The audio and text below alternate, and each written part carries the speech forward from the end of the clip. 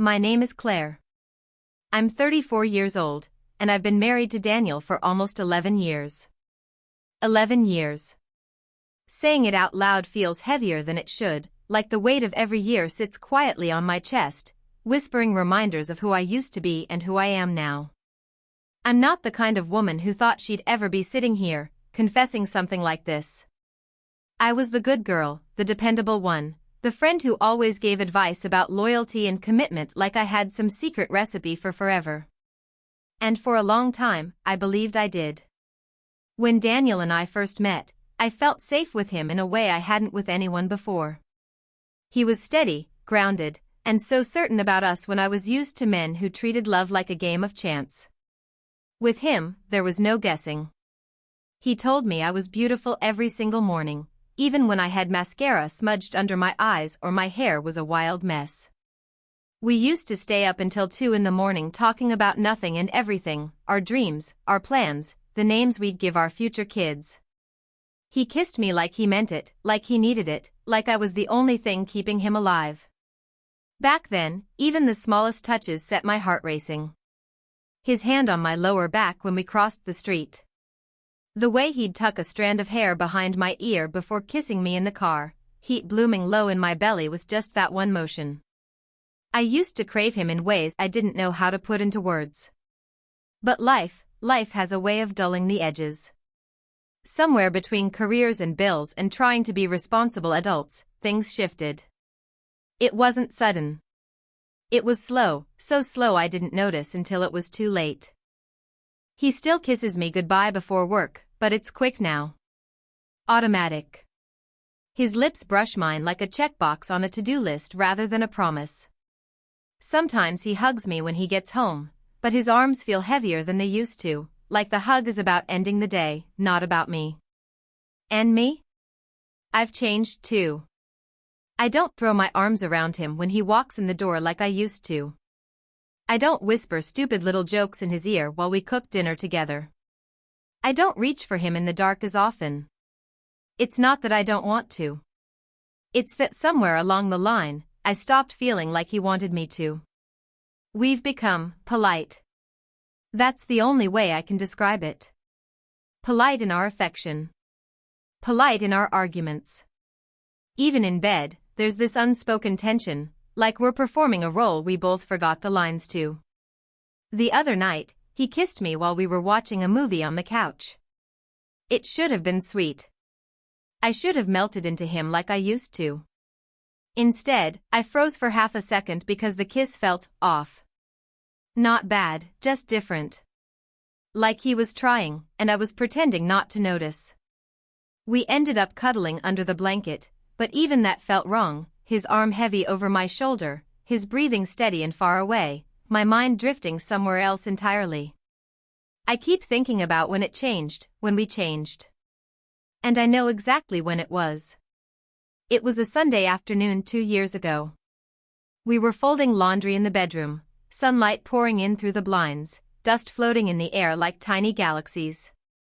He handed me a stack of shirts, smiled, and said, "We should do something fun soon." Fun.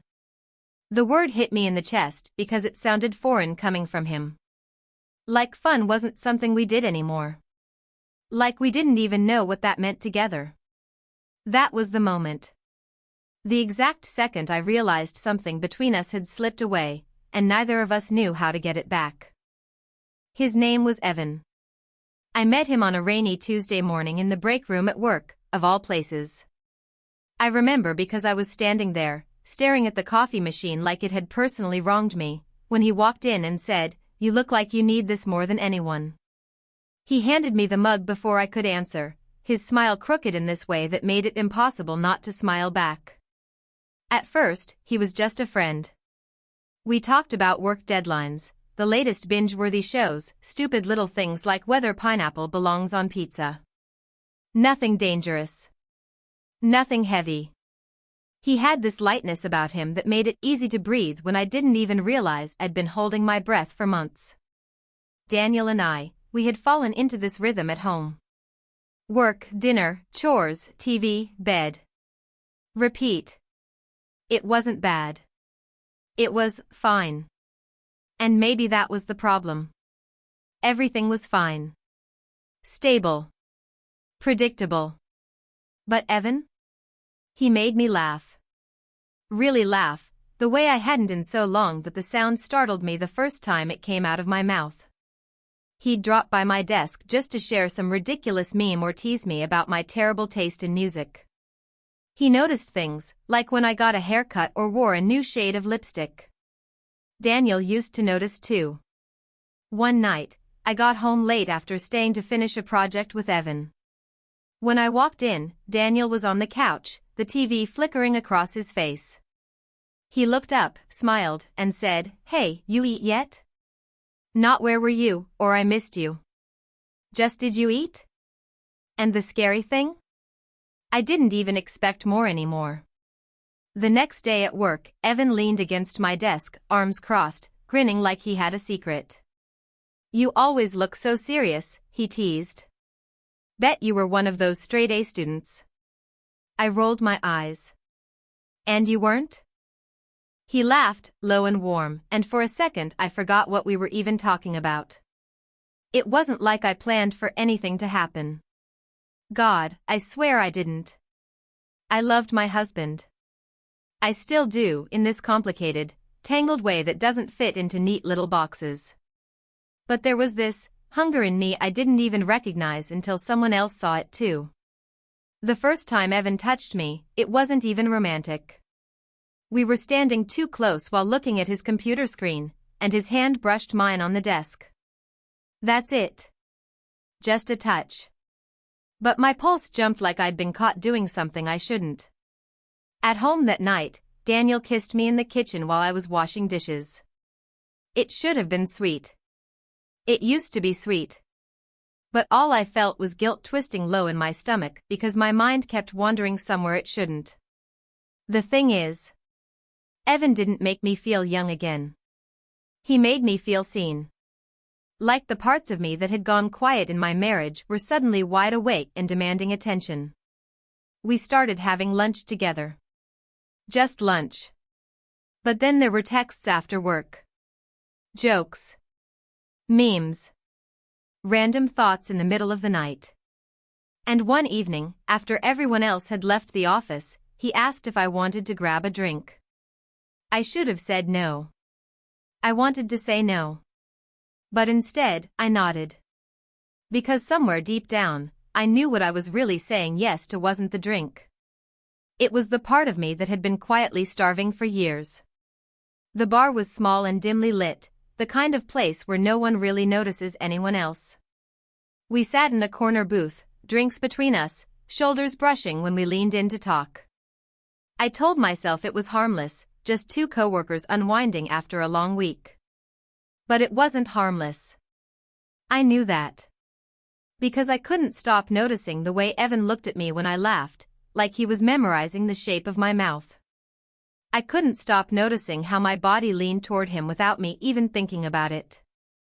Somewhere between the second drink and the third, he told me I deserved to be happy. Simple words. Dangerous words. "Claire," he said softly, his voice low enough that I had to lean closer to hear. "Do you even realize how amazing you are?" No one had asked me that in years.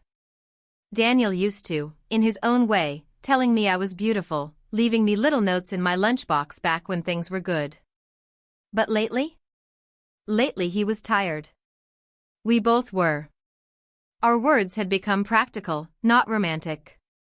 And hearing someone say it again, it cracked something open in me I didn't even know was still breakable. When we left the bar, the night air was cool, the streets quiet. He walked me to my car, hands shoved in his pockets like he didn't want to spook me. I should have just said goodbye.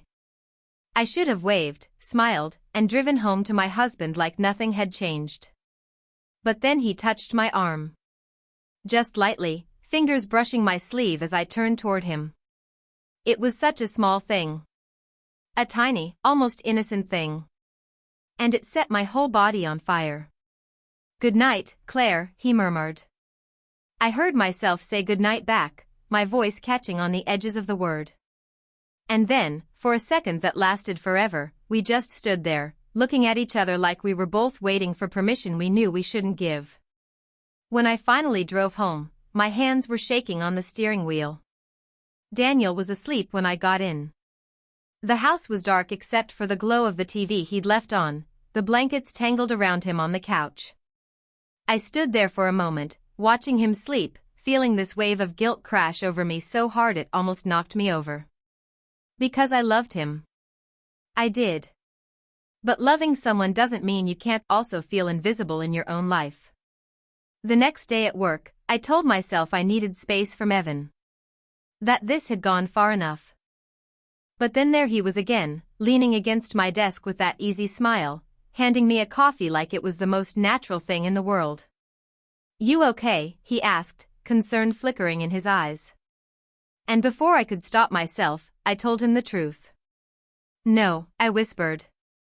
That was the moment it changed. Not the drink. Not the touch. Not even the way he looked at me like he already knew what I was going to say. It was the way he listened. Really listened. He didn't try to fix me. He didn't tell me I was overreacting or that marriage was hard for everyone. He just let me talk about how Daniel and I barely touched anymore, how I felt like a ghost in my own house, how I missed feeling wanted. And when I finally stopped, cheeks hot with embarrassment, he reached across the table and covered my hand with his. It wasn't sexual. Not yet. But it was intimate in a way I hadn't felt in years. And that was the moment I knew we'd crossed a line we couldn't uncross. It happened on a Wednesday. I remember because Wednesdays were always the most ordinary days. No meetings. No deadlines. Just the long, gray stretch between Monday's chaos and Friday's anticipation. Evan asked if I wanted to grab lunch outside the office. He chose a quiet cafe on the edge of town, the kind of place where no one knew us. We sat in the corner, laughing about something stupid. God, it was always so easy with him, and somewhere between the last sip of coffee and standing up to leave, his hand slipped into mine. I didn't pull away. We walked to his car like that, palms pressed together, hearts pounding like we were teenagers sneaking around behind the gym. And when he opened the door for me, I didn't get in right away. I just stood there, staring at him, my throat tight, my pulse roaring in my ears. He kissed me. Soft at first, hesitant, like he was giving me time to change my mind. I didn't. I let him kiss me again, deeper this time, and the world spun out beneath my feet. It wasn't just the heat of it, it was the way I felt alive in a way I hadn't in years. Like someone had found the switch to a part of me I thought was broken forever. But the second it ended, the guilt came crashing in. I went home that night to Daniel, and everything felt wrong. The air felt wrong. The walls felt wrong. He hugged me when I walked in, arms warm and familiar, but all I felt was the weight of what I'd done pressing down on my chest. He kissed my cheek in the kitchen while I was chopping vegetables for dinner. I almost dropped the knife because I couldn't stand how normal it all felt when nothing was normal anymore. Over the next few weeks, Evan and I saw each other more. Lunches turned into walks. Walks turned into drinks. Drinks turned into nights where we couldn't keep our hands off each other in the dark parking lot behind his apartment. It wasn't about love. Not then. It was about hunger. About feeling wanted. About touching someone and being touched back with urgency instead of routine. But at home, Daniel started noticing things. The way I flinched when he touched me unexpectedly. The late nights I explained away with work projects. The way I smiled at my phone sometimes, like the glow of the screen was holding a secret I couldn't let slip. One evening, I walked in the door to find him sitting at the kitchen table, his phone in his hand. My phone. "Who's Evan?" he asked, his voice low, careful. Too careful. My stomach dropped. "Just someone from work," I said, the lie scraping my throat raw on the way out. His eyes held mine for a long time before he slid the phone across the table toward me. "You're not happy, are you?" he asked. Not angry. Not accusatory. Just quiet. And that broke me more than yelling ever could have. Because he wasn't wrong. I sank into the chair across from him, my hands shaking, the words spilling out before I could stop them. I don't know how we got here, I whispered. I love you, Daniel. I do. But somewhere along the way, I stopped feeling like you saw me. Like we saw each other. He didn't say anything for the longest time. Just sat there, his jaw tight, eyes wet like he was holding back everything he wanted to scream. Finally, he asked, "Is it over?" And the worst part was, I didn't know the answer. I didn't sleep that night. Daniel had gone upstairs after our conversation, shutting the bedroom door with a quiet finality that felt worse than slamming it. I stayed on the couch, staring at the ceiling while the house creaked around me. Every memory of us replayed in my head, our wedding day, the apartment we first rented with the leaky pipes, the way he used to tuck my hair behind my ear before kissing me. All the versions of us that led here, to this chasm I couldn't see a way across. In the morning, he didn't ask about Evan again. He made coffee like he always did. Packed his lunch. Kissed my cheek before heading to work. But the kiss felt like a question. I couldn't breathe under the weight of it anymore. That evening, I sat him down in the living room. My hands wouldn't stop shaking. I need to tell you the truth, I said, my voice breaking halfway through. He didn't move. Didn't say anything. Just waited. So I told him. About the lunches. The texts. The drinks. The kiss in the parking lot that started everything. I told him I hadn't planned it, that I didn't even recognize myself anymore, that somewhere in all the loneliness and silence between us, I'd let someone else fill the space where he used to be. And the whole time, he just sat there, his face unreadable, like if he didn't move, he wouldn't shatter. When I finally stopped talking, the quiet was deafening. Was it worth it? He asked at last, his voice low, even.